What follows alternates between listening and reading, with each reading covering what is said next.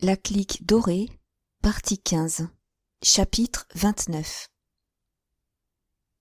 Il y avait alors 2 ans que Daniel et mademoiselle Henriette avaient été séparés par la plus lâche des trahisons. Oui, 2 ans s'étaient écoulés, depuis cette soirée fatale où la voix stupidement railleuse du comte de la Ville-Audry avait tout à coup éclaté près d'eux, sous les grands arbres du jardin de la rue de Varennes. Que d'événements, depuis, inouïs, invraisemblables, que d'épreuves, de tribulations, de misères. Tout ce que peut souffrir l'âme humaine, il l'avait enduré. Il n'était pas un jour, pour ainsi dire, de ces 2 éternelles années qui ne leur eût apporté son tribut de douleur et d'amertume. Combien de fois, l'un et l'autre, avaient-ils désespéré de la destinée? Combien de fois avaient-ils souhaité la mort?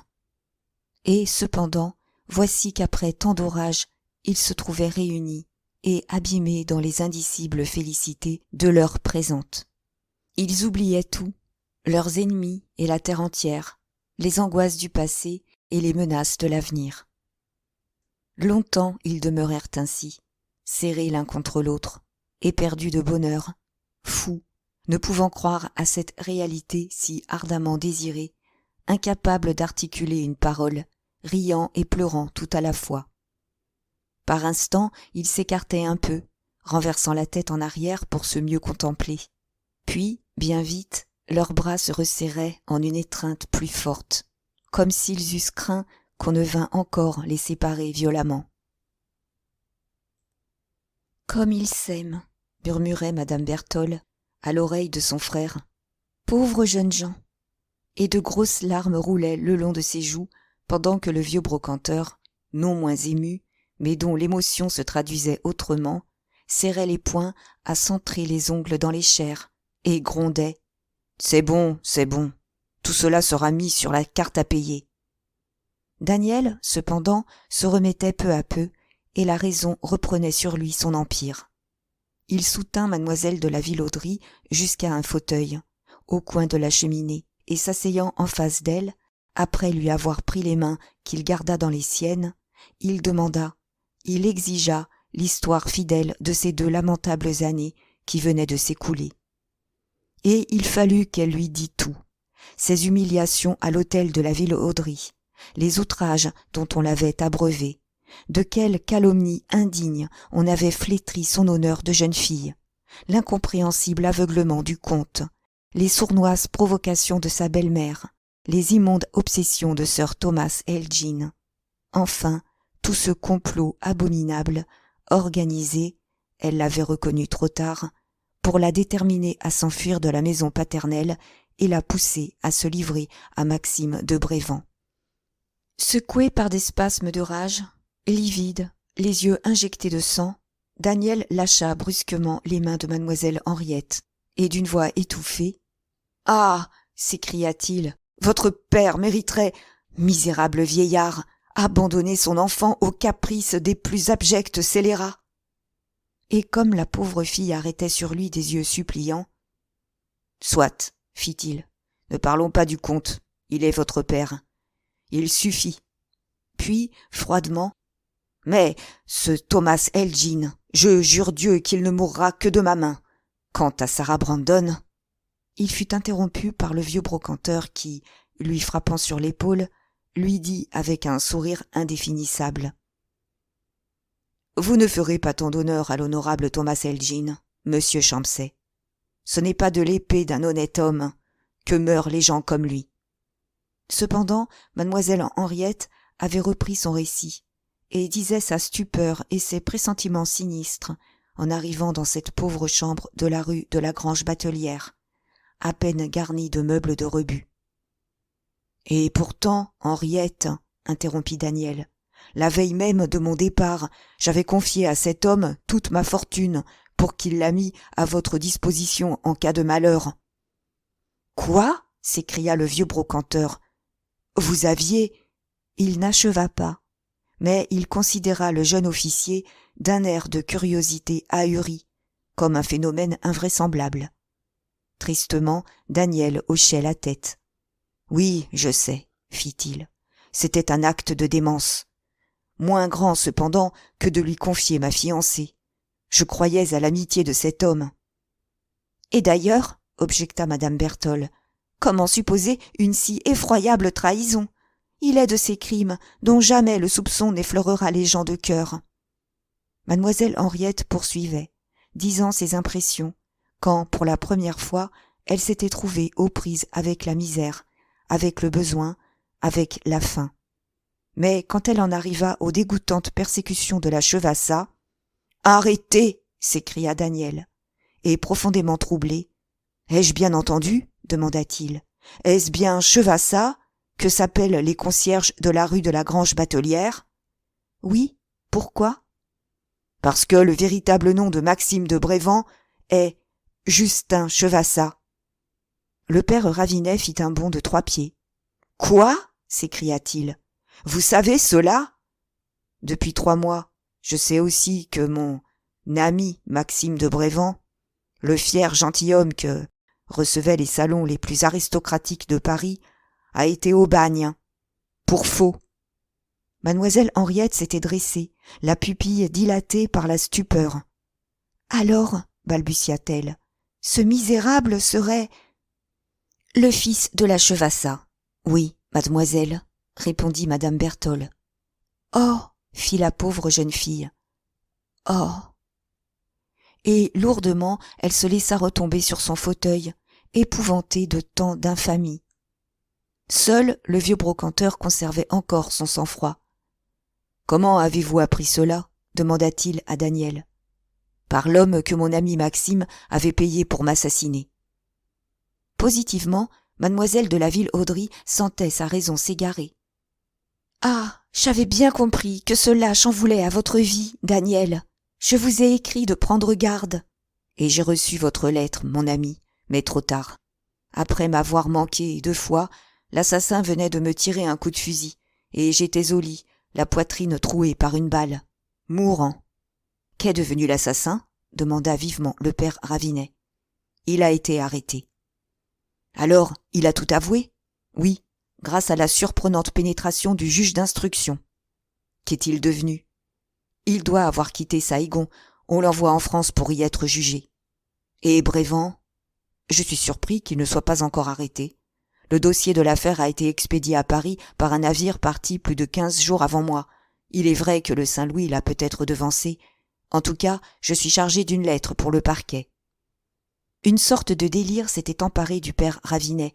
Ses gestes étaient ceux d'un fou, et un rire nerveux, un rire véritablement effrayant, secouait sa poitrine à la briser. « Je verrai Brévent sur l'échafaud, disait-il. Oui, je l'y verrai. » Mais de ce moment, s'en fut fait de la logique et de l'ordre maintenu tant bien que mal par le bonhomme. Comme il arrive toujours entre gens que la passion exalte, ardents à apprendre ce qu'ils ignorent, peu préoccupés de dire ce qu'ils savent, la confusion arriva vite. Les questions se croisaient et se précipitaient, sans suite, sans raison. Les réponses ne se rapportaient plus aux demandes. Chacun prétendait être écouté, tous parlaient à la fois. Si bien que des explications qui, conduites avec méthode, eussent été l'affaire de 20 minutes, exigèrent plus de 2 heures. Enfin, au bout de ce temps, et après bien des efforts, il fut possible de réunir la somme des informations du père Ravinet, de Daniel et de mademoiselle Henriette. La vérité commença à se dégager du chaos, et le plan de Sarah Brandon et de ses associés apparut. Plan d'une simplicité formidable, et dont le succès avait tenu à un fil. Que le vieux brocanteur, au lieu de sortir de chez lui par l'escalier de service, fût sorti par le grand escalier, et il n'entendait pas le râle de l'agonie de mademoiselle Henriette, et c'en était fait de la pauvre enfant. Un écart de 10 millimètres de la balle de Crochard, dit Bagnolet, et Daniel était mort. Et cependant, le vieux brocanteur n'était pas pleinement satisfait. Au pli de sa lèvre inférieure et au clignement de ses yeux jaunes, il était aisé de voir que ses convictions hésitaient encore, et que certaines circonstances lui paraissaient imparfaitement expliquées. « Tenez, monsieur Champcet, commença-t-il.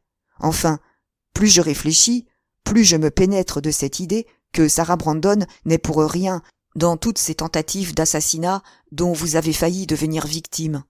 Elle est trop forte, en sa perversité, pour descendre à des moyens si grossiers, qui toujours laissent des traces et finalement conduisent en cour d'assises. Elle agit seule, quand sa résolution est prise, et jamais elle ne s'est servie que de complices involontaires, qui, ne sachant rien, ne pouvaient la trahir. Daniel était devenu pensif. « Ce que vous me dites là, murmura-t-il, Monsieur de Brévand me l'avait dit autrefois. » Le bonhomme ne dut pas l'entendre, tant passionnément il appliquait toutes ses facultés à suivre le fil ténu de ses inductions. « Cependant, continuait-il, l'embauchage de Crochard dit Bagnolet est un fait. Brévand aurait-il donc agi à l'insu de la comtesse Sarah, et même à l'encontre de ses volontés? C'est admissible. Mais pourquoi, alors? Dans quel but? Pour s'emparer de la fortune que M. Champset avait eu l'imprudence de lui confier, répondit mademoiselle Henriette. Mais le père Ravinet hocha la tête d'un air sagace. C'est une explication, fit-il. Je n'en disconviens pas.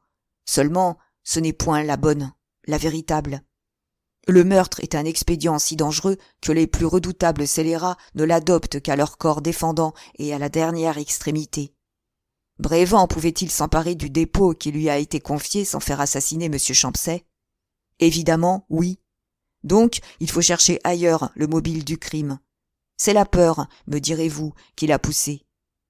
Non, car au moment où il a embauché Bagnolet, il ne pouvait prévoir de quelle monstrueuse infamie il se rendrait coupable un an plus tard. Croyez-en mon expérience, je discerne en toute cette affaire une précipitation et une maladresse qui trahissent la passion, une haine violente, ou bien... Il s'interrompit, brusquement, et parut réfléchir et délibérer en lui-même, pendant que d'un mouvement machinal, il caressait son menton glabre. Puis, tout à coup, arrêtant sur Daniel un regard étrange. « Si la comtesse Sarah vous aimait, monsieur Champset, prononça-t-il. » Un flot de sang empourpra le visage de Daniel. Elle n'était pas sortie de sa mémoire, cette funeste soirée où, rue du Cirque, il avait tenu entre ses bras Sarah Brandon à demi pâmée, palpitante et les cheveux épars, et il lui était resté comme un remords de cette ivresse d'une minute. Jamais il n'avait avoué à mademoiselle Henriette que Sarah Brandon avait osé venir chez lui, seule, dans son appartement de garçon. Et ce soir même, s'il avait raconté fort exactement toutes les circonstances de son voyage et de son séjour à Saïgon, il s'était bien gardé de parler des lettres que lui avait adressées la comtesse. « Sarah Brandon, m'aimer ?» balbutia-t-il. « Quelle idée !» Mais il ne savait guère mentir, ce pauvre Daniel, et mademoiselle de la Ville-Audry n'eût pas été femme si elle ne se fût pas aperçue de son trouble. « Pourquoi non ?» dit-elle, et fixant obstinément Daniel. « Cette misérable, poursuivit-elle, s'est vantée à moi, impudemment, de vous aimer. Elle a osé plus encore. Elle m'a juré que vous l'aviez aimée, vous, que vous l'aimiez toujours. Elle me raillait audacieusement, disant qu'elle avait tout pouvoir sur votre cœur, me proposant de me montrer vos lettres. » Elle hésita, détourna la tête, et avec un effort visible. « Enfin, murmura-t-elle, Sir Thomas Elgin m'affirmait que Sarah Brandon avait été votre maîtresse, et que son mariage avec mon père n'était que la suite d'une querelle entre vous. » Daniel avait écouté, frémissant d'indignation. « Et vous avez pu ajouter foi à ces basses calomnies ?» s'écria-t-il. « Oh, non, non, n'est-ce pas? Et il n'est point besoin que je descende jusqu'à me justifier. » Puis, se retournant vers le père Ravinet. « Soit, fit-il, admettons pour un instant que la comtesse m'aime. Qu'est-ce que cela prouverait ?» Le rusé bonhomme demeurait impassible en apparence, mais son petit œil pétillait de malice heureuse et de satisfaction. « Ah, vous ne parleriez pas ainsi, fit-il, si vous connaissiez comme moi le passé de Sarah Brandon et de Maxime de Brévand. Interrogez ma sœur, elle vous dira l'importance de cette circonstance que vous jugez futile. » Madame Berthold eut un signe d'assentiment, et lui, sûr désormais que sa pénétration ne l'avait pas trompé, il poursuivit. « Pardonnez-moi d'insister, monsieur Champset, et d'insister, qui plus est, en présence de mademoiselle de la Ville-Audry. Mais notre intérêt, je devrais presque dire notre salut, l'exige. Maxime de Brévan s'est laissé prendre, c'est vrai, mais Brévan n'est qu'un vulgaire scélérat, et nous ne tenons encore ni Thomas Elgin, ni Mistress Bryan, bien autrement redoutable, ni Sarah Brandon, plus perverse 1000 fois et plus coupable que tous. Vous me direz que nous avons pour nous 80 chances sur 100. Peut-être.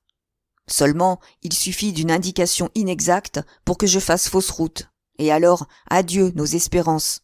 Les coquins triomphent. Il n'avait que trop raison. Daniel le comprit, aussi, sans hésiter davantage. Puisqu'il en est ainsi, fit-il en observant à la dérobée mademoiselle Henriette.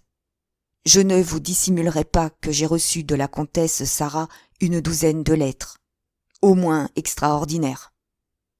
Et vous les avez conservées?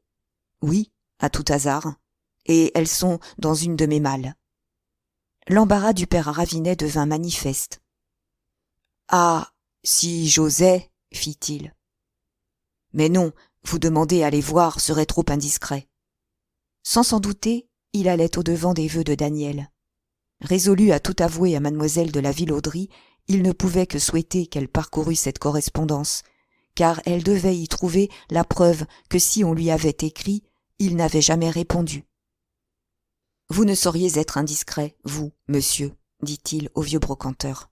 Le floc, mon matelot, doit être arrivé avec mes bagages, le temps de descendre jusqu'à ma chambre, et vous serez satisfait. » Déjà, il s'élançait vers la porte. Le bonhomme le retint. « Malheureux, vous oubliez donc l'homme qui vous suit depuis Marseille. Attendez que ma sœur se soit assurée que personne ne vous épie. » Madame Berthold, aussitôt, partit à la découverte, mais elle n'aperçut rien de suspect. Les corridors étaient silencieux et déserts. L'espion devait être allé rendre compte de son honorable mission. Rapidement, Daniel descendit, et lorsqu'il reparut la minute d'après, il tenait une liasse de papier froissé et jauni, qu'il tendit au père Ravinet en disant « Voici !» Chose étrange, au contact de ces lettres, encore tout imprégnées du parfum accoutumé de la comtesse Sarah, le bonhomme frissonna et blêmit, son regard vacillait, ses mains tremblèrent. Et, aussitôt, soit espoir de dissimuler son trouble, soit désir d'être plus entièrement à ses réflexions, il prit un des candélabres de la cheminée et alla s'asseoir à l'écart près d'une petite table. Madame Berthold, Daniel et mademoiselle Henriette se taisaient, et rien ne troublait le silence que le froissement du papier et la voix du bonhomme, qui, tout en lisant, murmurait d'une voix altérée. « C'est inimaginable! Sarah écrire de telles choses! N'avoir même pas déguisé son écriture! Elle qui de sa vie n'a commis une imprudence! Elle s'abandonne, elle se livre, elle se perd, et elle signe! » Mais il en avait assez vu. Il replia les lettres et se redressant, « Plus de doute, monsieur Champcet, prononça-t-il. Sarah vous aime éperdument, follement, jusqu'au délire. Comme elle devait aimer d'ailleurs. Comme aiment ces pareilles, les femmes sans cœur, lorsqu'une passion soudaine les foudroie, incendiant leur cerveau et leur sens. » Sur le front de mademoiselle Henriette, Daniel discernait une ombre d'inquiétude, et, désolé, il s'épuisait à faire signe au bonhomme de se taire. Lui ne voyait rien, et tout à son idée. « Maintenant, poursuivait-il, je comprends. Sarah Brandon n'aura pas su garder le secret de son amour, et Brévan, ivre de jalousie, n'a pas réfléchi qu'il devait se perdre en armant le bras d'un assassin. » La colère avait ramené le sang à ses joues, et du plat de la main, il frappait violemment le paquet de lettres. « Oui, tout s'explique, disait-il encore. Et de par cette correspondance, Sarah Brandon, tu es à nous. » Quel pouvait être le dessein du père Ravinet? Prétendait-il se faire une arme de ces lettres de la comtesse Sarah? Se proposait-il de les adresser au comte de la Vilhaudry, dont elle dessillerait les yeux? Daniel en frémit, sa chevaleresque loyauté trouvant à cette vengeance quelque chose de louche et qui sentait la trahison. « C'est que, balbutia-t-il, livrer la correspondance d'une femme, si odieuse et si méprisable qu'elle puisse être, me répugnerait beaucoup. »« L'idée ne m'était pas venue de vous le demander, interrompit le vieux brocanteur. Non, C'est autre chose que j'attends de vous. » Et Daniel, lui paraissant encore inquiet, « Cependant, reprit-il, défiez-vous de ces scrupules exagérés, monsieur Champsay. Toutes les armes sont bonnes quand on défend contre des scélérats son honneur et sa vie. Et c'est là que nous en sommes. Si nous ne nous hâtons pas de frapper Sarah, elle nous gagnera de vitesse. Et alors ?» Il était venu s'adosser à la cheminée, près de madame Berthold, immobile et muette, et regardant alternativement Daniel et mademoiselle Henriette. « Peut-être, continua-t-il, ne vous rendez-vous pas bien compte de la situation, monsieur, et vous, mademoiselle. Réunis ce soir après les plus terribles épreuves, sauvés miraculeusement l'un et l'autre, il vous semble que tout est fini, que vous n'avez plus rien à souhaiter en ce monde, que l'avenir vous appartient. Je dois vous détromper. Vous en êtes juste au même point que la veille du départ de monsieur Champsay. Pas plus que ce jour-là. Vous ne pouvez vous marier sans le consentement de monsieur de la Villauderie. Vous l'accordera-t-il ? Vous savez bien que la comtesse Sarah ne le souffrirait pas. Comment donc arrangerez-vous votre vie jusqu'à la majorité de mademoiselle Henriette ? Braverez-vous les préjugés et avouerez-vous fièrement votre amour ? Ah, prenez-y garde. À briser le cadre étroit des conventions sociales, on joue son bonheur à un jeu terrible. Vous cacherez-vous, au contraire ? Quelle que soit votre prudence, le monde saura vous découvrir. Vous n'échapperez pas aux lâches calomnies des imbéciles et des hypocrites. Et mademoiselle Henriette n'a été déjà que trop calomniée. Planer dans l'azur, et tout à coup, lourdement retomber à terre en pleine boue. S'enivrer du rêve le plus magnifique, et brusquement être rappelé à l'affreuse réalité. Tel fut le malheur de Daniel et de mademoiselle Henriette. Et il baissait la tête, sous la parole glacée de cet ami sincère qui avait le courage cruel mais nécessaire de les arracher à leurs décevantes illusions. « Or, continuait-il, notez que je mets tout au mieux et que je suppose le cas où monsieur de la Villauderie laisserait sa fille libre. En serait-il ainsi ? Évidemment, non. Que la comtesse Sarah découvre ce soir que mademoiselle Henriette, au lieu de s'être suicidée, comme elle croit, s'est réfugiée à l'hôtel du Louvre, à 20 marches de monsieur Daniel Champsay, dès demain, elle aura décidé son mari à faire enfermer mademoiselle Henriette dans quelque couvent, pendant 1 an encore. Mademoiselle Henriette dépend uniquement du pouvoir paternel, c'est-à-dire du caprice et de la haine d'une belle-mère dont elle est la rivale heureuse. » À cette pensée que mademoiselle de la Villauderie pouvait de nouveau lui être ravie, Daniel sentait tout son sang se figer dans ses veines. « Et dire, s'écria-t-il, que rien de tout cela ne m'était venu à l'esprit. J'étais fou. La joie m'avait noué un bandeau sur les yeux. » Mais le bonhomme, du geste, lui imposa silence, et d'un accent impérieux, « Oh, attendez, reprit-il, je ne vous ai pas encore montré le danger le plus pressant. Le comte de la Villauderie, que vous avez connu 5 ou 6 fois millionnaire, est complètement ruiné. De tout ce qu'il possédait, prés, forêts, châteaux, valeurs mobilières, titres de rente, rien ne lui reste. Son dernier sou, sa dernière motte de terre, on lui a tout pris. Vous l'avez quitté vivant d'une existence magnifique dans un hôtel princier. Vous le retrouverez végétant dans un 3e étage de 100 louis. Vous dire qu'il est entièrement dépouillé, c'est vous dire qu'il est condamné, n'est-ce pas ? Le jour est proche où Sarah se débarrassera de lui, comme elle a su se débarrasser de Kergrist, de Malga, le pauvre caissier, et des autres. Le moyen est tout trouvé. Déjà, le nom de monsieur de la Villauderie est compromis. La société qu'il avait fondée est à la veille d'une débâcle honteuse. Les journaux le signalent au mépris public. Qu'on la signe en déclaration de faillite, il sera dès le lendemain poursuivi pour banqueroute frauduleuse. Or, je vous le demande, le comte est-il homme à survivre au déshonneur même immérité ? Depuis un moment, mademoiselle Henriette ne comprimait qu'à grand-peine ses sanglots. Ils éclatèrent sur cette menace affreuse. « Ah, monsieur !» s'écria-t-elle. « Vous m'avez trompée. Vous m'avez juré que vous répondiez de la vie de mon père. »« Et je vous en réponds encore, mademoiselle. Serais-je si tranquille si je n'étais sûre que Sarah n'est pas prête encore ?» En proie à une agitation convulsive, Daniel s'était dressé. « N'importe !» interrompit-il. « Réfléchir en un si extrême péril, calculer, attendre, serait un crime. Venez, monsieur, venez. Où, malheureux? Et, le sais-je, au parquet, Chez le comte, chez un avocat qui nous conseillera. Il est impossible qu'il n'y ait pas quelque chose à tenter. » Le vieux brocanteur ne bougeait pas. « Pauvre honnête homme !» fit-il d'un ton d'amère ironie. « Que dirons-nous au procureur impérial ? Que Sarah Brandon a rendu fou d'amour un vieillard, le comte de la Ville-Audry ? Ce n'est pas un crime. Qu'elle s'est fait épouser ? C'était son droit. Que le comte s'est lancé dans l'industrie ? Elle s'y opposait. Qu'il n'entendait rien de rien aux affaires ?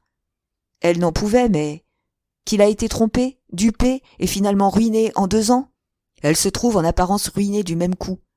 Qu'il a eu recours, pour retarder la catastrophe, à des expédients que la loi réprouve ? Elle le regrette. Qu'il ne supportera pas la flétrissure d'une condamnation ? Elle ne saurait qu'y faire. Sarah, qui le lendemain des détournements de Malga, a su se justifier, saurait cette fois encore démontrer son innocence. Mais le comte, monsieur le comte, si nous l'allions trouvé, monsieur de la Ville-Audry nous répondrait « Mais non, vous verrez demain ce qu'il vous dira. » Le découragement finissait par gagner Daniel. « Que faire donc ?» murmura-t-il. « Attendre d'avoir en main assez de preuves pour écraser d'un seul coup la comtesse Sarah, Tom et Mistress Bryan. »« Soit, mais où les prendre ces preuves ?» Le bonhomme jeta à sa sœur un regard d'intelligence et, souriant d'un sourire étrange, « J'en ai recueilli quelques-unes, » fit-il. « Quant aux autres, eh bien, cher monsieur Champsay, je ne suis plus en peine de me les procurer, depuis que je sais que la comtesse Sarah vous aime. » Maintenant Daniel devait comprendre le rôle que lui destinait le père Ravinet. Cependant, il ne protesta pas. Il baissa la tête sous le clair regard de mademoiselle Henriette et murmura « Je ferai, monsieur, tout ce que vous me conseillerez. » Une exclamation de plaisir échappa au bonhomme, comme s'il eût été délivré de quelque grosse inquiétude. « Alors, prononça-t-il, dès demain, nous entrons en campagne. Mais il faut que vous sachiez exactement à qui nous avons affaire. Écoutez-moi donc. » Chapitre 30. Minuit venait de sonner, mais les malheureux réunis dans le petit salon de l'hôtel du Louvre ne songeaient guère au sommeil. Comment, même, se fussent-ils aperçus du vol des heures, quand toutes leurs facultés étaient absorbées par les intérêts immenses qu'ils agitaient. De la lutte qu'ils allaient entreprendre dépendaient la vie et l'honneur du comte de la Ville-Audry, le bonheur et l'avenir de Daniel et de mademoiselle Henriette. Et le père Ravinet et sa sœur avaient dit « Pour nous, il s'agit de plus encore. » Le vieux brocanteur attira donc un fauteuil, s'assit et d'une voix un peu voilée. « La comtesse Sarah, commença-t-il, ne s'appelle pas Sarah Brandon, et elle n'est pas américaine. Elle s'appelle de son vrai nom, du nom qu'elle a porté jusqu'à l'âge de 16 ans, Ernestine Bergot, et elle est née à Paris, rue du Faubourg Saint-Martin, à 2 pas de la Barrière. Vous dire, par le menu, ce que furent les premières années de Sarah me serait difficile. Il est de ses misères et de ses hontes inénarrables. Son enfance serait son excuse, si elle pouvait être excusée. Sa mère était une de ces malheureuses, comme Paris, chaque année, en dévore des milliers, venues de leur province en souliers ferrés, qu'on rencontre 6 mois plus tard, coiffées de plumes, et qui tâchent de gagner le plus gaiement possible l'inévitable hôpital. Celle-ci n'était ni meilleure ni pire que les autres. Ayant eu une fille, elle n'avait eu ni la raison de s'en séparer, ni le courage, ni, qui sait, les moyens de réformer sa vie pour l'élever.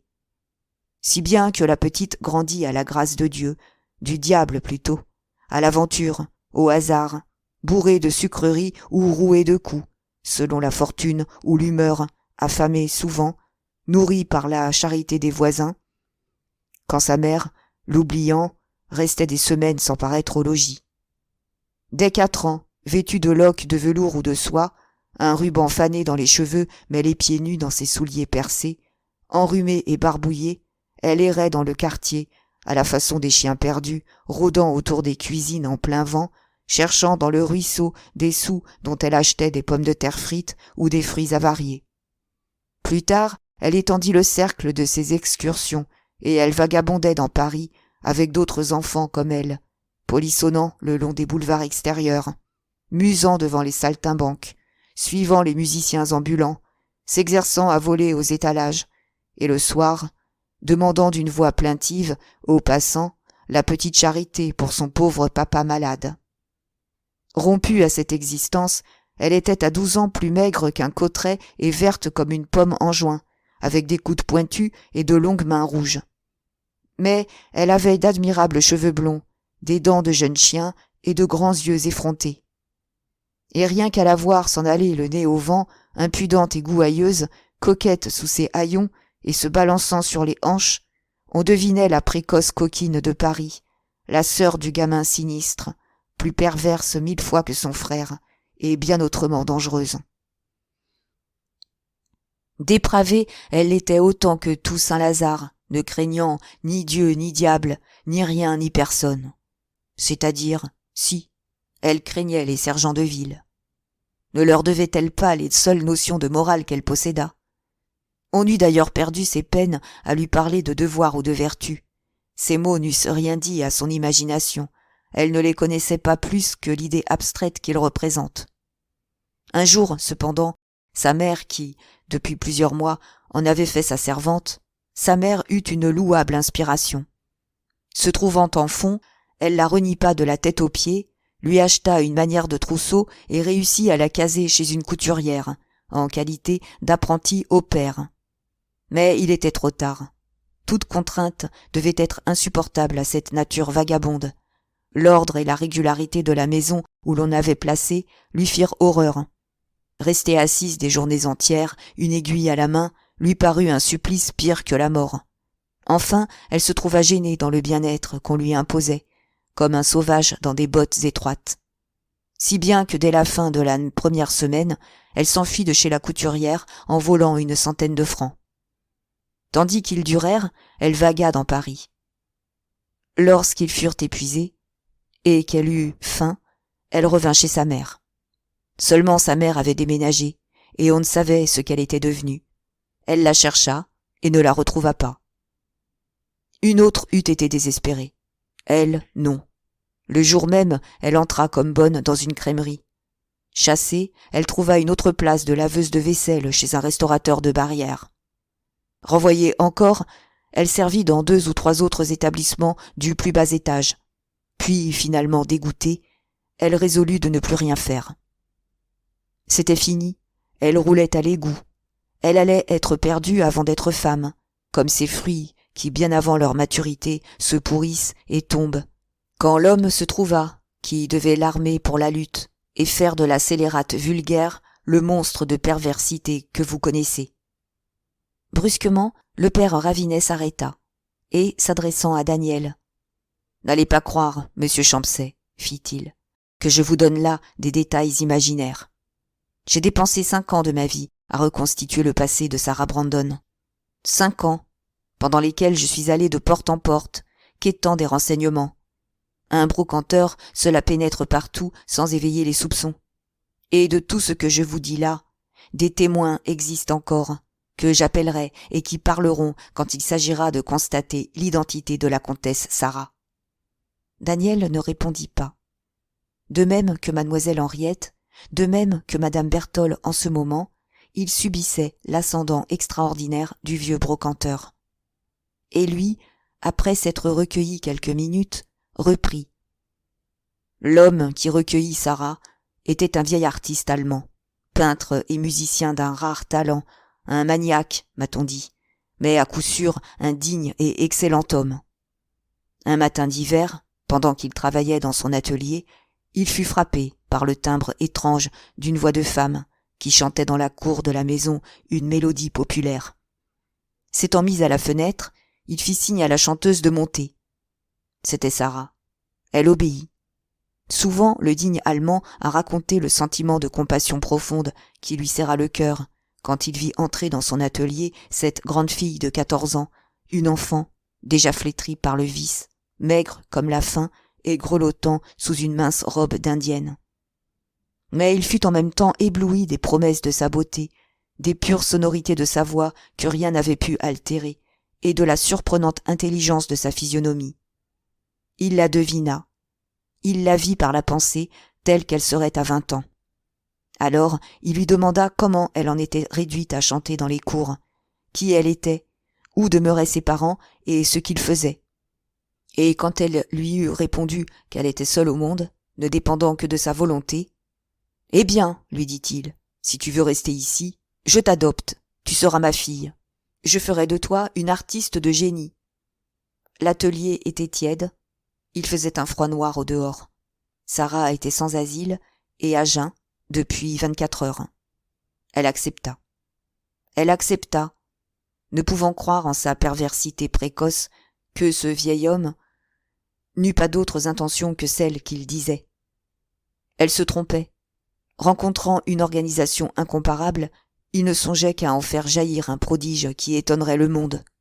Et il se consacra tout entier à sa protégée, avec l'ardeur enthousiaste de l'artiste et la passion jalouse de l'amateur. C'était cependant une rude tâche qu'il entreprenait là. Sarah ne savait même pas lire. Or le mal, elle ignorait tout. Comment le vieil Allemand s'y prit-il pour retenir près de lui cette indomptable vagabonde, pour l'assouplir à ses volontés et la plier à ses leçons? Ce fut longtemps, pour moi, un problème. Des gens qui ont été leurs voisins m'ont assuré qu'ils la menaient durement, à l'exemple de ce maître de chapelle brutal qui battait comme plâtre la Sainte Hubertie. Mais il n'y avait ni coup ni menace capable de dompter Sarah. Un ami du bonhomme m'a donné le mot de l'énigme. Le vieil artiste avait éveillé l'orgueil dans l'âme de Sarah. Il avait allumé en elle une ambition démesurée et les plus furieuses convoitises. Il l'enivrait d'espérances féeriques. « Suis mes conseils, avait-il coutume de lui dire, et à 20 ans tu seras reine. Reine de par la beauté, l'esprit et le génie. Étudie, et le jour viendra où, cantatrice adorée, tu t'en iras à travers l'Europe, de capitale en capitale, partout fêtée, acclamée, glorifiée. Travaille, et la fortune te viendra avec la gloire. Immense, surpassant tous les rêves, les plus beaux équipages seront pour toi les diamants les plus merveilleux.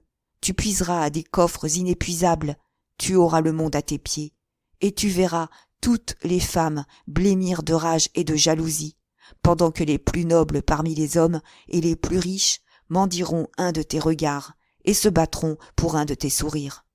Mais il faut travailler et étudier. Sarah travaillait, en effet, et étudiait avec une âpre obstination qui disait sa foi aux promesses de son vieux maître, et à quel point il avait été bien inspiré en l'attaquant par la vanité. Les rebutantes difficultés d'une éducation commencée si tard l'avaient bien fait hésiter d'abord, mais ses étonnantes aptitudes n'avaient pas tardé à se développer, et bientôt ses progrès parurent tenir du miracle. C'est qu'aussi, avec sa prompte intelligence, elle eut vite discerné sa profonde ignorance du monde. Elle comprit que la société n'était pas uniquement composée, ainsi qu'elle le pensait, de gens semblables à ceux qu'elle avait fréquentés. Elle sentit, par exemple, ce dont elle ne se doutait pas, que mademoiselle sa mère, les amis et les amis de mademoiselle sa mère, n'étaient que de misérables exceptions, flétries par l'opinion de l'immense majorité. Enfin, elle apprit à connaître l'arbre du bien, elle qui n'avait encore goûté que les fruits de l'arbre du mal. C'est dire avec quelle avide curiosité elle recueillait les récits et jusqu'aux moindres paroles de son vieux professeur. Il avait longtemps couru le monde, le vieil original, et l'avait observé à tous les degrés de l'échelle sociale. Il avait été un des artistes aimés de la cour de Vienne. Il avait eu plusieurs opéras représentés en Italie. Il avait fréquenté la plus haute société de Paris. Et le soir, après son dîner, tout en savourant son café, les pieds sur les chenets, sa longue pipe aux dents, il aimait à s'oublier parmi les souvenirs de sa jeunesse. Il disait les splendeurs de la cour, la beauté des femmes et la magnificence des toilettes, les intrigues qu'il avait vues s'agiter autour de lui, quels hommes avaient été ses amis, le nom des personnes dont il avait fait le portrait, les mœurs et les rivalités des coulisses, et quelle chanteuse avait interprété ses œuvres. Voilà comment, après 2 années, le plus subtil observateur n'eût pas reconnu la maigre et cynique vagabonde des barrières, en cette fraîche jeune fille, aux beaux yeux tremblants et au maintien si modeste qu'on appelait dans la maison la jolie artiste du 5e. Et cependant, ce changement n'était que surface. Sarah, lorsque le brave Allemand la recueillit, était déjà trop profondément corrompue pour pouvoir être renouvelée. Il crut infuser son honnêteté dans les veines de sa protégée. Il ne réussit qu'à lui inoculer un vice nouveau, l'hypocrisie. L'âme resta debout, et toutes les séductions dont elle fut parée devinrent autant de perfides amorces, pareilles à ces fleurs admirables qui s'épanouissent sur les cloaques sans fond où les imprudents trouvent une mort affreuse.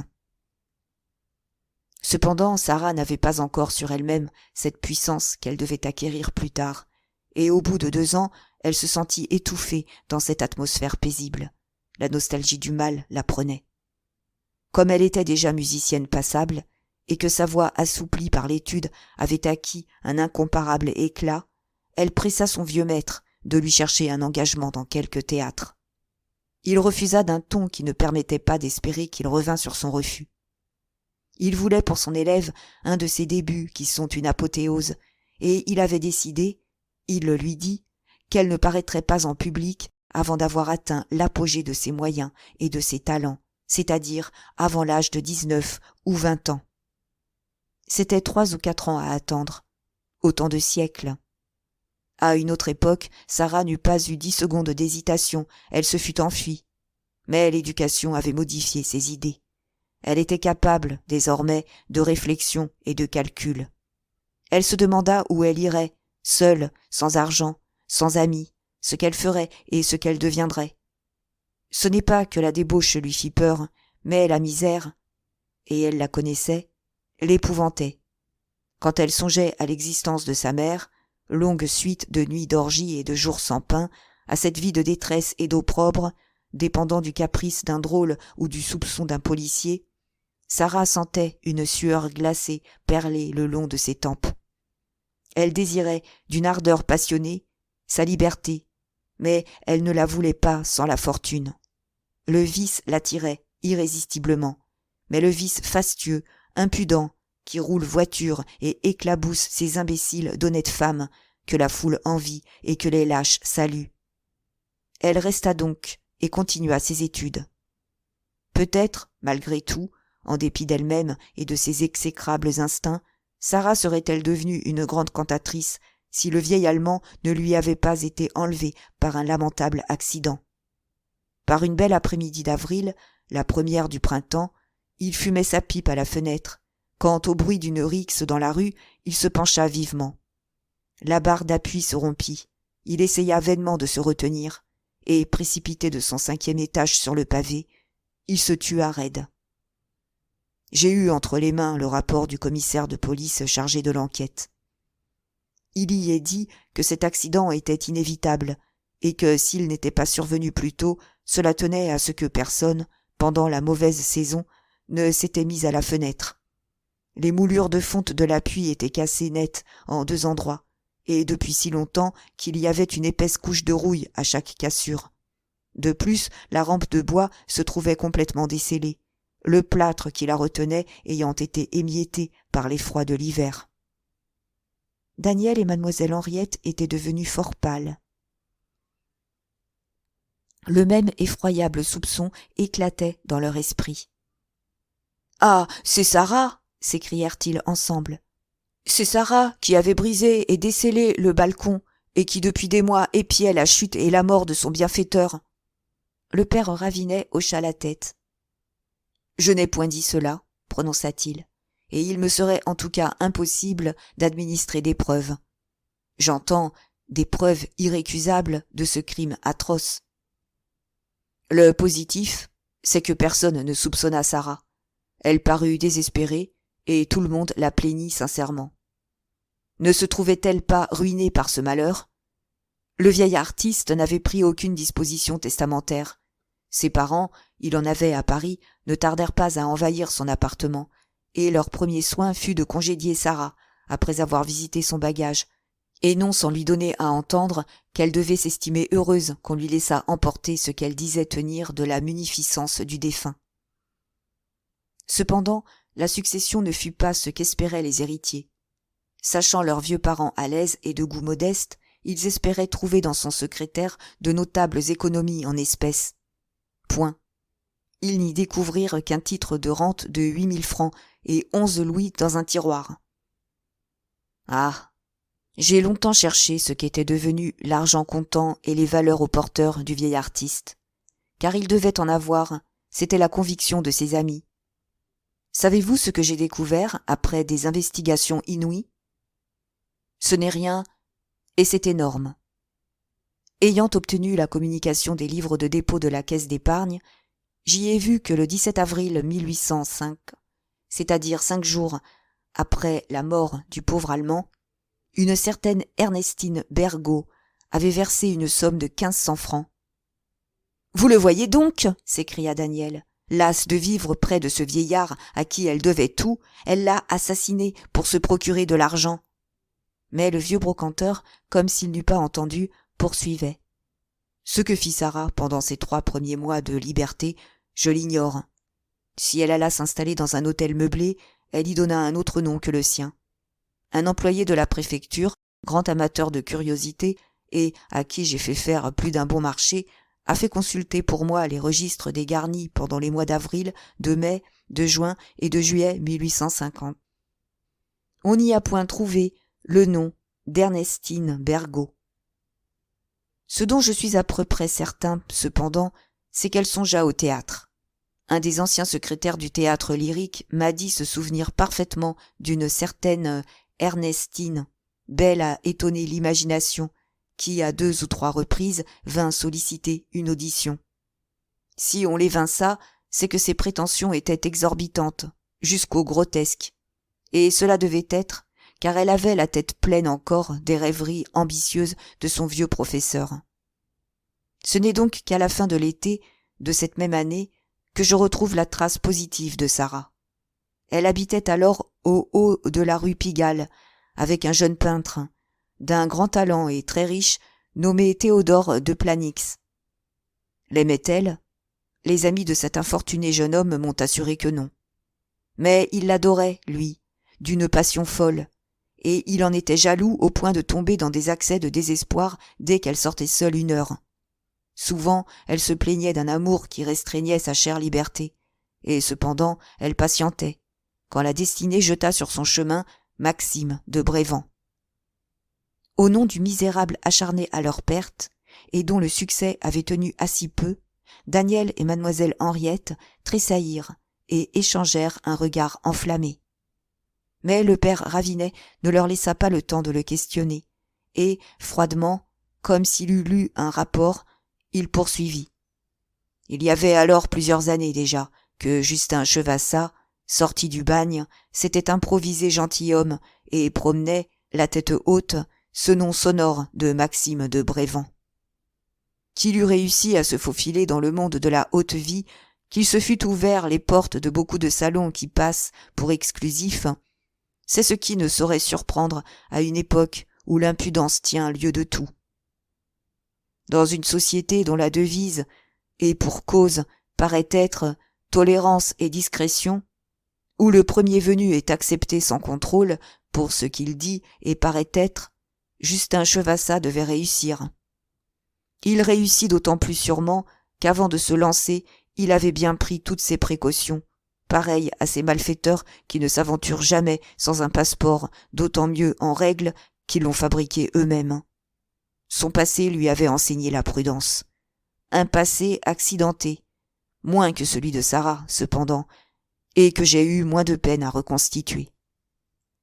Les parents de Justin, les époux Chevassa, actuellement concierges 23 rue de la Grange-Batelière, étaient établis, il y a quelque 38 ou 40 ans, tout au haut du faubourg Saint-Honoré.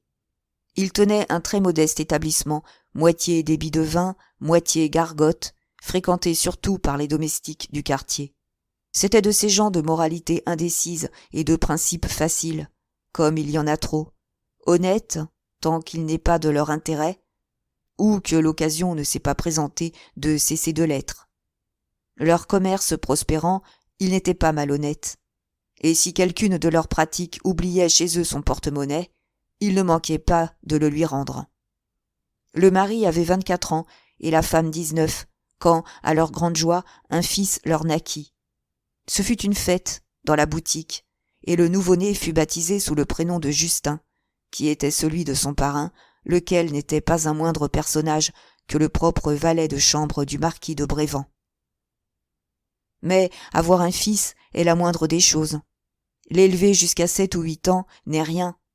Le difficile est de lui donner une belle éducation qui lui assure une situation dans le monde.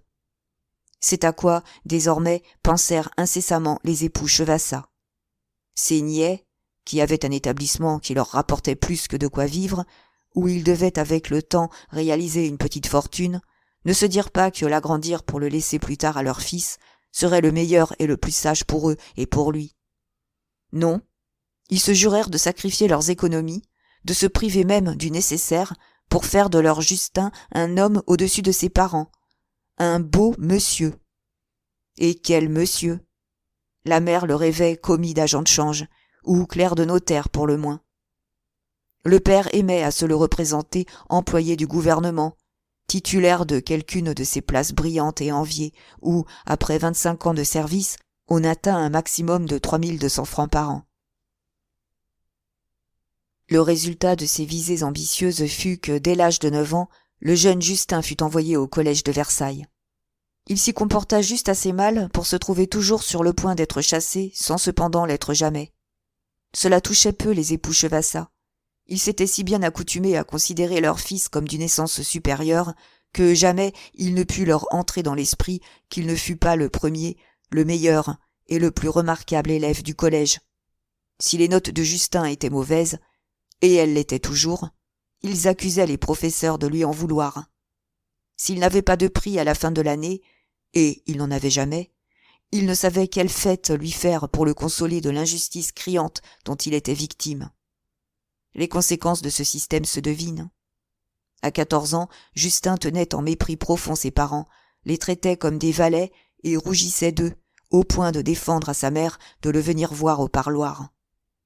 Lorsqu'il venait en vacances, il se fût fait couper le bras plutôt que d'aider son père et de verser un verre de vin à un client, et même il fuyait la maison sous prétexte que l'odeur de gargote lui donnait des nausées.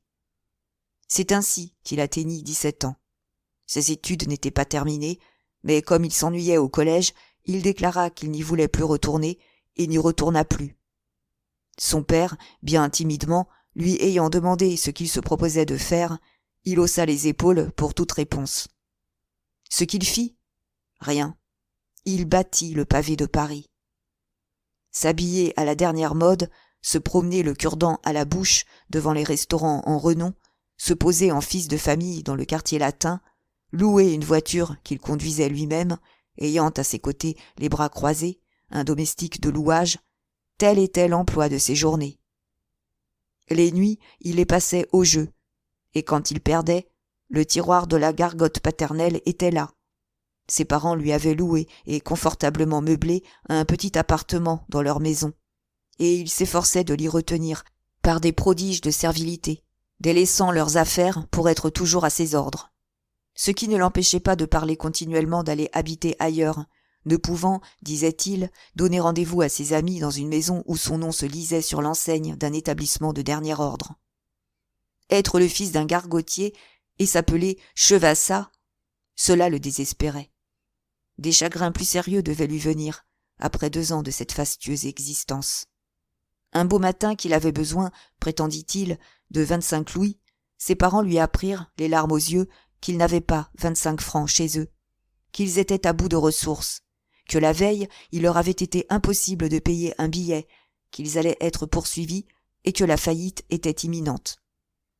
Ils ne reprochaient pas à Justin d'avoir dévoré leurs économies. Oh non, certes. Ils lui demandaient au contraire pardon de n'en avoir plus à lui prodiguer. Et ce n'est qu'en tremblant qu'ils se hasardèrent à lui dire que, peut-être, il ferait bien de songer à travailler. Lui, froidement, répondit qu'il réfléchirait, qu'il verrait, mais qu'il lui fallait ses 500 francs. Et il les eut. Son père et sa mère avaient encore leurs montres et quelques bijoux, et le mont-de-piété n'était pas loin. Cependant, il comprit que la caisse qu'il croyait inépuisable était épuisée, et que dorénavant son gousset resterait vide, s'il ne trouvait quelque moyen de le remplir lui-même.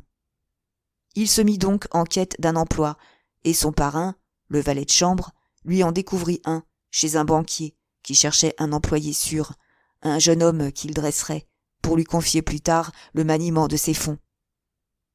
La voix du père Ravinet, sur ces derniers mots, s'altéra si sensiblement que, d'un commun mouvement, Daniel et mademoiselle Henriette lui demandèrent « Qu'avez-vous, monsieur ?»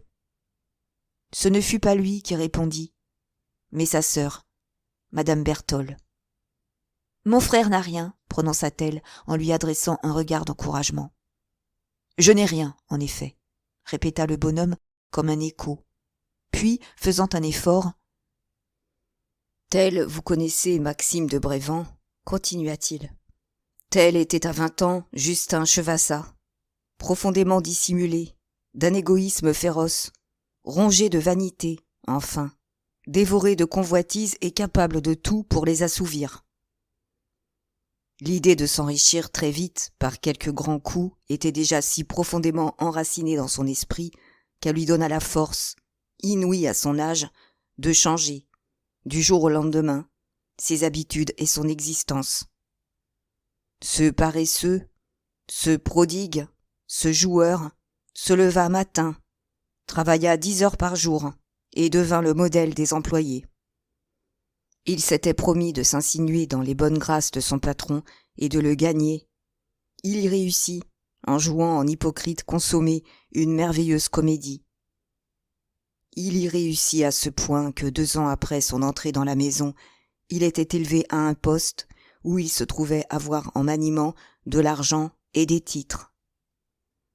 Ceci se passait avant tous ces sinistres qui, depuis une 12aine d'années, ont valu aux gardiens de l'argent d'autrui une si déplorable renommée.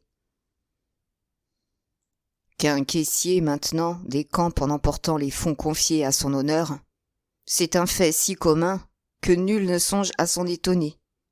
Pour que le public blasé s'émeuve, il faut que la somme enlevée atteigne un chiffre fabuleux, qu'il s'agisse de 2 ou 3 millions, par exemple.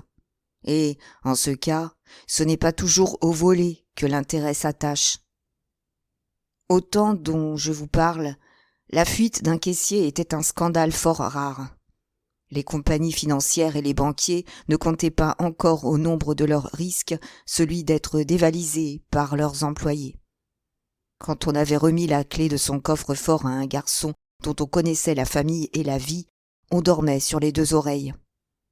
Le patron de Justin Chevassa dormait ainsi depuis 10 mois, quand un dimanche il eut besoin de certaines pièces de comptabilité qu'il savait enfermer dans un des tiroirs du bureau de Justin. Faire courir après son employé pour qu'il remît la clé lui parut chanceux. Il envoya simplement chercher un serrurier qui ouvrit le tiroir. Et la première chose qui sauta aux yeux du banquier fut une traite signée de son nom et qu'on eût juré signée par lui. Oui, positivement, c'était sa signature. Il la reconnaissait. Et si on la lui eût présentée, c'est à peine s'il eût osé n'y pas faire honneur. Et cependant, il était sûr, moralement et physiquement sûr, que ce n'était pas, que ce ne pouvait pas être lui qui avait tracé sur cette traite son nom et son paraphe, hardi et compliqué. À sa stupeur première, un sentiment de poignante inquiétude succéda. Il fit forcer les autres tiroirs, chercha, fouilla, et ne tarda pas à découvrir tous les éléments d'une audacieuse escroquerie, admirablement conçue et combinée, pour lui enlever d'un seul coup de filet 1 million ou 1200 000 francs. 1 mois de confiance de plus, et il allait être à demi ruiné. Son employé de prédilection était un misérable, un faussaire d'une effrayante habileté. Sur l'heure, il envoya chercher le commissaire de police, et le lendemain, le lundi, lorsque Justin Chevassa arriva comme d'habitude, il fut arrêté. À cette tentative avortée se bornait, pensait-on, le crime de Justin. On se trompait. Une minutieuse vérification des écritures révéla promptement bien d'autres méfaits. On acquit la preuve que, le surlendemain même du jour où il avait reçu de son patron un poste de confiance, ce malheureux avait volé 5 000 francs et masqué son vol par un faux. Et depuis, il ne s'était pas écoulé de semaine sans qu'il s'emparât de quelques sommes plus ou moins importantes, variant de 2 000 à 10 000 francs. Et toutes ces soustractions étaient dissimulées par des fabrications d'écriture si habiles qu'il avait été une fois malade et suppléé pendant 15 jours et qu'on ne s'était aperçu de rien. Bref, le total de ces détournements s'élevait au chiffre de 174 000 francs. Qu'en avait-il fait ? C'est ce que tout d'abord lui demanda le juge d'instruction. Il répondit qu'il ne lui en restait plus un centime. Ses explications et ses excuses furent celles de tous ceux qu'on prend la main dans le sac, excuses et explications banales. Nul, à l'entendre, n'était plus innocent que lui, encore qu'il dût paraître bien coupable. Il en était de lui, jurait-il, comme de l'imprudent qui s'est laissé saisir le bout du doigt par l'engrenage d'une machine. Sa seule faute était d'avoir voulu spéculer à la bourse. Son patron spéculait bien. Ayant perdu, tremblant pour sa place s'il ne payait pas ses différences, la fatale inspiration lui était venue de puiser à sa caisse. De ce moment, il n'avait plus eu qu'une idée fixe, rendre ce qu'il avait pris. S'il avait joué de nouveau, c'était par excès d'honnêteté, et parce qu'il espérait toujours gagner de quoi restituer.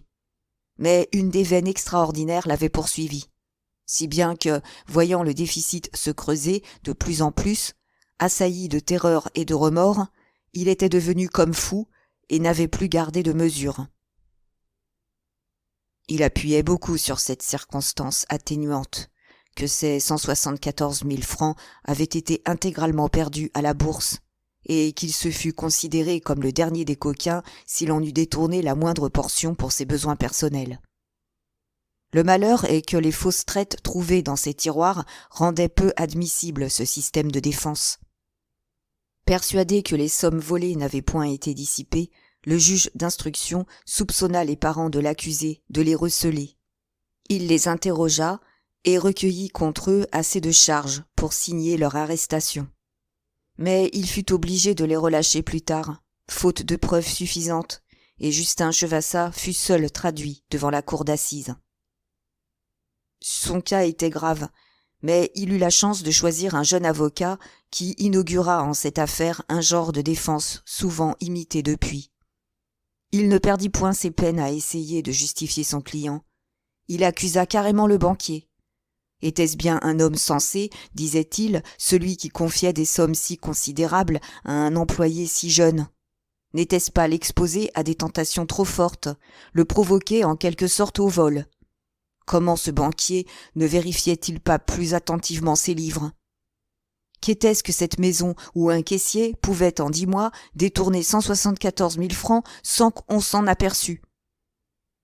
Enfin, que penser d'un patron qui donnait à ses commis le scandaleux exemple des immorales opérations de bourse ?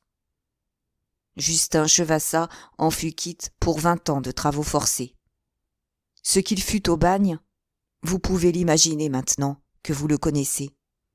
Il y réalisa le type ignoble du bon forçat, grimé de repentir hypocrite, se ménageant des protections à force d'abjection et de bassesse. Cette conduite ne manquait pas d'adresse, puisque au bout de 3 ans et 10 mois, il fut gracié. Mais ce temps n'avait pas été perdu pour lui. Au contact des plus vils coquins, ses exécrables instincts s'étaient épanouis, sa scélératesse s'était trempée d'une trempe plus solide. Il s'était complété, en un mot. Et pendant qu'il traînait la jambe sous le gourdin du garde-chiourme, il arrêtait et mûrissait pour l'avenir un plan dont il ne s'écarta pas. Il rêvait au moyen de s'incarner dans un personnage nouveau, sous lequel jamais on n'irait chercher l'ancien. Comment il s'y prit, je puis vous le dire. Par son parrain le valet de chambre, mort avant sa condamnation, Justin Chevassa connaissait, jusqu'en ses moindres détails, l'histoire de la famille de Brévent. C'était une histoire bien triste. Le vieux marquis était mort insolvable, après avoir perdu ses 5 fils, qui était allé chercher la fortune à l'étranger. Cette noble famille étant éteinte, Justin se dit qu'il la continuerait. Il savait que les Brévand étaient originaires du Maine, qu'ils avaient eu autrefois des propriétés immenses aux environs du Mans, et qu'ils n'y avaient pas paru depuis plus de 20 ans. Se souviendrait-on encore d'eux dans un pays où ils avaient été tout-puissants ? Assurément, oui. Se serait-on assez inquiété d'eux pour savoir au juste ce qu'étaient devenus le marquis et ses fils ? Évidemment, non. Tout le plan de Chevassa reposait sur ces calculs. Libéré, il ne s'inquiéta que de faire perdre ses traces, et quand il se crut sûr d'y être parvenu, il se rendit au Mans, sous le nom de celui des fils du marquis dont l'âge se rapprochait le plus du sien. Qu'il fût bien véritablement Maxime de Brévand, c'est ce dont personne ne douta une minute. Qui donc eût douté, en le voyant racheter moyennant 80 000 francs l'ancienne maison de Brévand, une sorte de ruine à peine habitable, et une petite métairie qui en dépendait ?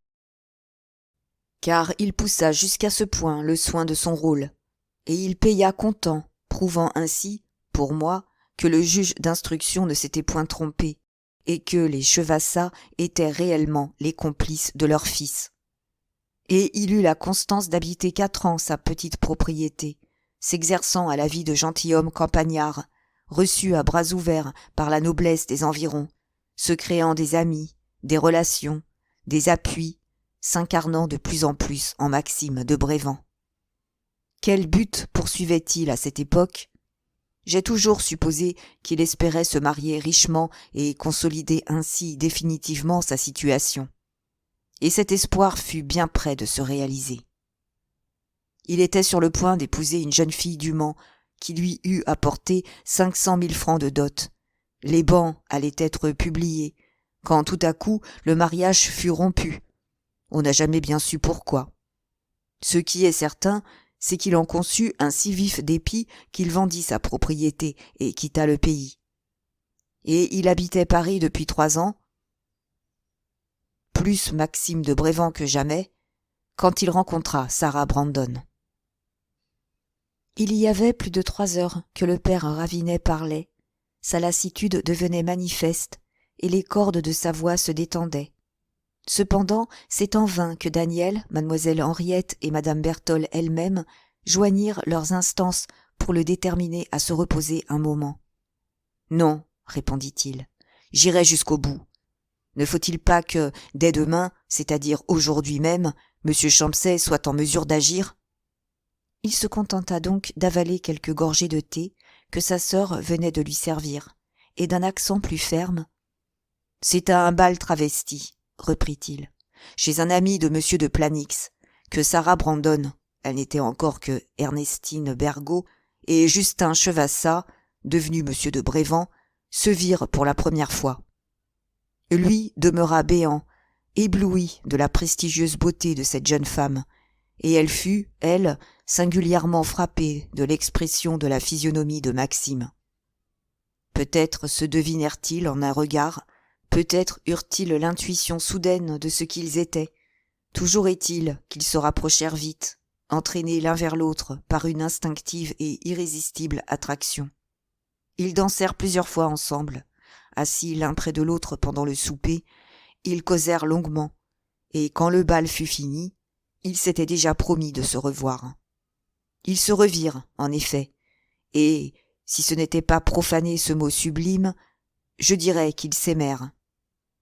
N'étaient-ils pas faits pour se comprendre et créés en quelque sorte l'un pour l'autre, également corrompus qu'ils étaient jusqu'aux moelles, dévorés de convoitises semblables, et pareillement dépouillés de tous ces préjugés, comme il disait, de justice, de morale et d'honneur qui enchaînent le vulgaire? Comment l'idée d'associer leurs ambitions, leurs vices et leurs hontes ne leur serait-elle pas venue, quand ils eurent reconnu qu'ils se complétaient si merveilleusement? C'est qu'en ces premiers jours, sincères en leurs épanchements, ils n'eurent pas de secret l'un pour l'autre.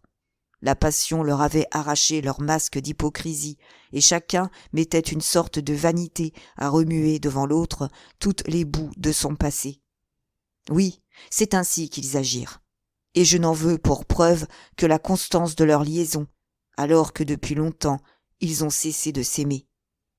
Car maintenant ils se haïssent, mais ils se craignent. 10 fois ils ont essayé de rompre, 10 fois ils ont été forcés de renouer, rivés l'un à l'autre par une chaîne bien autrement lourde et infrangible que celle de Maxime de Brévand au bagne, chaîne dont chaque anneau est un crime. Cependant, ils durent d'abord dissimuler, l'argent leur manquait. En ajoutant à ce qu'elle avait volé lors de la mort de son bienfaiteur tout ce qu'elle avait tiré de M. de Planix, Sarah ne réunissait pas plus d'une 40 000 francs. Ce n'était pas seulement, disait-elle, de quoi couvrir les frais d'une installation passable. Quant à M. de Brévand, si ménager qu'il eût été des sommes volées à son patron, il en avait vu la fin. Depuis 8 ou 10 mois, il en était réduit, pour se soutenir, à toutes sortes d'expédients périlleux. Il roulait voiture, et plus d'une fois, cependant, il s'était estimé très heureux d'extorquer une pièce de 20 francs à ses parents, qu'il visitait en secret depuis qu'ils avaient quitté leur gargote pour la loge du numéro 23 de la rue de la Grange Batelière.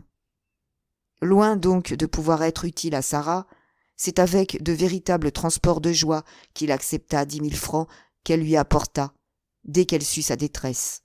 « Ah, lui disait-elle souvent, que n'avons-nous la fortune de cet imbécile de Planix ?» De là à tenter de s'en emparer, de cette fortune tant convoitée, il n'y avait qu'un pas. Et ils le franchirent. Pour commencer, Sarah décida M. de Planix à faire un testament par lequel il l'instituait sa légataire universelle. Comment elle obtint cela de ce garçon, jeune, heureux, plein de santé, sans éveiller en lui le plus léger soupçon, on s'en étonnerait, si on ne savait que la passion explique ce qui semble le plus inexplicable.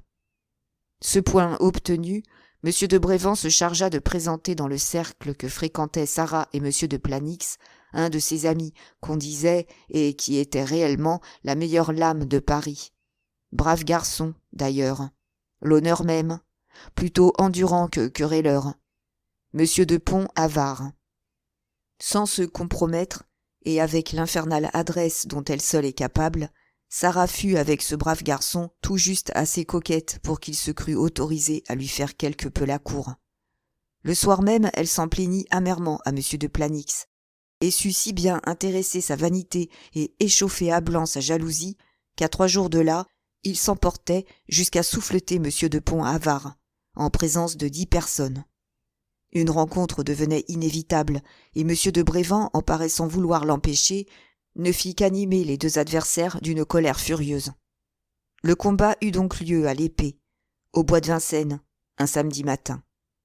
Et après moins d'1 minute d'engagement, M. de Planix, atteint d'un coup droit en pleine poitrine, s'affaissa comme une masse.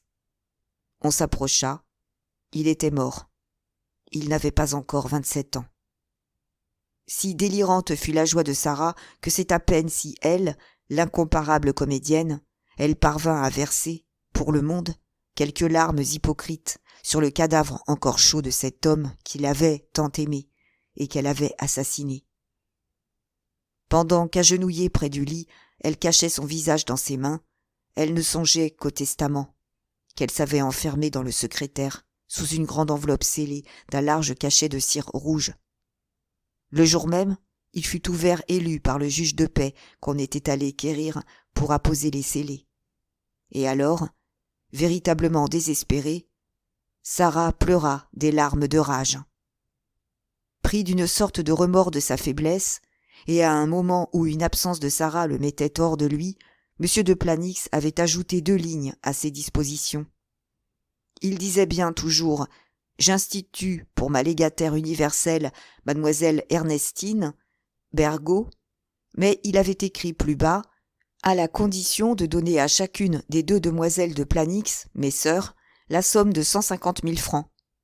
C'était 100 000 écus à donner, et la fortune de M. de Planix s'élevait à peine à 400 000 francs. Aussi, les premiers mots de Sarah, le soir, en arrivant chez M. de Brévand, furent « Nous sommes volés. Planix n'est qu'un misérable. Il ne nous restera pas 100 000 francs. » Ce fut Maxime qui, le premier, prit son parti de cette déception. La somme lui paraissait encore énorme pour un crime sans péril, et il n'en voulait pas moins, ainsi que c'était convenu avant, épouser Sarah. Mais elle rejeta bien loin ces instances, disant que 100 000 francs, c'était à peine le revenu qu'elle rêvait, et qu'il fallait attendre. C'est alors que, chez M. de Brévan, le joueur se révéla. Il croyait au jeu, ce misérable. Il croyait aux fortunes gagnées par le jeu. Il avait des systèmes pour ne jamais perdre, qu'il disait infaillibles. Il offrit à Sarah de risquer, pour les décupler, les 100 000 francs, et elle accepta, séduite par la hardiesse de la proposition.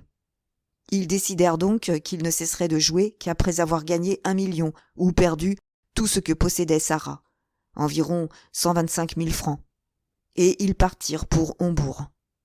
Là, pendant 1 mois, ils menèrent une existence enragée, passant 10 heures au jeu, fiévreux, haletants, luttant contre la banque avec un acharnement et, il faut ajouter, avec une habileté et un sang-froid incroyables. J'ai retrouvé un vieux croupier qui se souvient encore d'eux. Par 2 fois, ils en furent à jeter leur dernier billet de 1 000 francs, et leur gain, un jour de veine, dépassa 400 000 francs. Ce jour-là, Maxime voulut quitter Hombourg. Sarah, qui tenait la caisse, s'y opposa, répétant sa devise favorite « tout ou rien ». Ce fut rien. La victoire, comme toujours, resta au gros bataillon, et un soir, les 2 complices se retrouvèrent dans leur chambre d'hôtel, ruinés, décavés, sans un florin, ayant tout vendu, jusqu'à leur montre, et devant une certaine somme à leur hôtelier. Ce soir-là, Maxime parlait de se brûler la cervelle. Jamais, au contraire, Sarah n'avait été plus gaie. Et le lendemain, dès le matin, elle s'habilla et sortit, disant que c'était pour une idée qui lui avait passé par la tête, et qu'elle allait revenir. Mais elle ne revint pas, et tout le jour, M. de Brévan, dévoré d'angoisse, attendit. À 5 heures seulement, un commissionnaire lui apporta une lettre. Il l'ouvrit, 3 billets de 1 000 francs tombèrent à ses pieds. La lettre disait « Quand tu recevras ce mot, je serai loin de Hombourg. Ne m'attends plus. Voici de quoi regagner Paris. Quand j'aurai fait notre fortune, tu me reverras. Sarah. » Maxime, tout d'abord, demeura stupide d'étonnement. Être ainsi abandonné, être lâché, sans plus de façon, lui, par Sarah, il n'en pouvait revenir. Mais la colère ne tarda pas à lui monter au cerveau, et en même temps un immense désir de vengeance. Seulement, pour se venger, il s'agissait de retrouver l'infidèle. Qu'était-elle devenue? Où s'était-elle réfugiée? À force de réfléchir et de chercher, M. de Brévan se rappela que 2 ou 3 fois, depuis que la déveine les poursuivait, il avait aperçu Sarah en grande conversation avec un long et maigre gentleman d'une 40aine d'années, qui promenait dans les salles de jeu ses favoris blonds en nageoires, sa distinction raide et son visage ennuyé. Pas de doute, Sarah, ruinée, devait s'être laissée facilement séduire par ce gentleman aux apparences de millionnaire. Où demeurait-il? À l'hôtel des Trois Rois. Maxime y courut. Malheureusement, il arrivait trop tard. Le gentleman était parti le matin même pour Francfort, par le train de 10h45. Avec une dame d'un certain âge et une jeune personne remarquablement jolie. Sûr de ne s'être pas trompé, M. de Brévan partit sur l'heure pour Francfort, persuadé que la radieuse beauté de Sarah le guiderait comme une étoile. Mais il eut beau battre la ville, courir les hôtels, lasser tout le monde de ses questions, il ne retrouva pas la trace des fugitifs. Et quand le soir, brisé de fatigue, il eut regagné sa chambre, il pleura. Jamais, à aucun moment de sa vie, il ne s'était estimé si malheureux. Perdant Sarah, il lui semblait qu'il perdait tout. En 5 mois qu'avait duré leur relation, elle avait pris sur lui un empire si absolu que, livré à ses seules forces, il se trouvait comme un enfant, égaré, sans idée, sans résolution. Qu'allait-il devenir, maintenant qu'il n'aurait plus pour l'inspirer et le soutenir cette femme au génie fécond en intrigue, dont l'audace jamais ne se déconcertait, d'une énergie toute puissante pour le mal? Sarah, d'ailleurs, l'avait grisé de si magnifiques espoirs, elle avait ouvert à ses convoitises de si prestigieux horizons, qu'il souriait de pitié en songeant à ce qui jadis eût comblé ses vœux. Avoir rêvé quelqu'une de ces scélératesses énormes qui enrichissent d'un coup et retomber aux mesquines escroqueries d'autrefois, quelle misère! Son cœur s'en soulevait de dégoût, comme l'estomac de l'homme qui, après avoir flairé le fumet des cuisines transcendantes, en est réduit à revenir dîner à son infime gargote. C'est qu'il savait quels embarras l'attendaient à sa rentrée à Paris. Ses créanciers, inquiétés par son absence, allaient l'assaillir. Comment les ferait-il patienter? Où prendrait-il de quoi leur verser quelques acomptes? Comment trouverait-il sa vie de chaque jour? Toutes ces impostures allaient-elles donc être perdues? Sombrerait-il avant d'avoir saisi cette occasion rebelle de fortune qu'il guettait? N'importe. Il revint à Paris, tint tête à l'orage, traversa la crise et reprit son existence compliquée d'expédients associé avec un chevalier d'industrie comme lui, un certain Fernand de Coralt, réussissant, à force d'adresse, à sauver les apparences et à préserver de tout soupçon le nom qu'il avait volé. Ah! Si les honnêtes gens savaient tout ce que cachent de misère, d'humiliation et d'angoisse certaines existences dont le faste menteur les offusque, ils s'estimeraient bien vengés. Il est certain qu'à cette époque, Maxime de Brévand passa par de tristes quarts d'heure, qu'il regretta plus d'une fois de n'être pas resté tout bêtement honnête homme. C'est si simple et si habile. C'est qu'aussi, après 2 ans, il n'était pas encore consolé du départ de Sarah. Souvent, en ces jours de détresse, il se rappelait sa phrase d'adieu. « Quand j'aurai fait notre fortune, je reviendrai. » Certes, il la croyait bien de force à conquérir des millions, mais quand elle les tiendrait, se souviendrait-elle de ses promesses? Où était-elle? Que devenait-elle? Sarah habitait alors l'Amérique. Ce long gentleman blond, cette dame à l'air si respectable qu'il avait enlevée, n'était autre que Sir Thomas Elgin et Mistress Bryan. Qui étaient ces gens? Le temps m'a manqué pour recueillir sur leur passé des renseignements complets. Ce que je sais, c'est qu'ils étaient de ces aventuriers qu'on rencontre dans les villes d'eau et de jeux l'été, à Nice, à Monaco ou en Italie l'hiver. Escrocs de bon ton, qui joignent à une habileté consommée la plus excessive prudence, qu'on soupçonne parfois, qu'on ne surprend jamais, et qui doivent à leur entente de la vie, à l'art qu'ils ont d'être agréables ou utiles, au laisser-aller du voyage, enfin, des relations qui étonnent et souvent même d'honorables amitiés.